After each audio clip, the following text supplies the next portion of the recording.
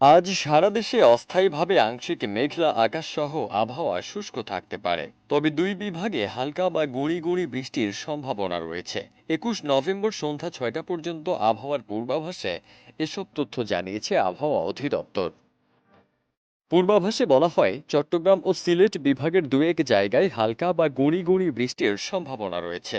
ভোরের দিকে সারা দেশের কোথাও কোথাও হালকা থেকে মাঝারি ধরনের কুয়াশা পড়তে পারে।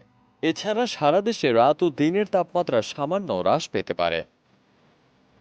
বৃহস্পতিবার সন্ধ্যা 6টা থেকে 22 নভেম্বর সন্ধ্যা 6টা পর্যন্ত পরবর্তী 24 ঘন্টায় অস্থায়ীভাবে আংশিক মেঘলা আকাশ সহ সারা দেশের আবহাওয়া প্রধানত শুষ্ক থাকতে পারে।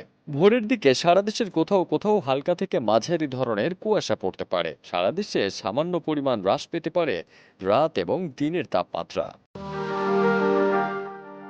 আগামী 5 দিনের প্রথমার্ধে দক্ষিণ পূর্ব বঙ্গোপসাগর ও বঙ্গোপসাগর ঘেঁষা এলাকায় একটি লঘুচাপ সৃষ্টি হতে পারে বলে জানায় সংস্থাটি।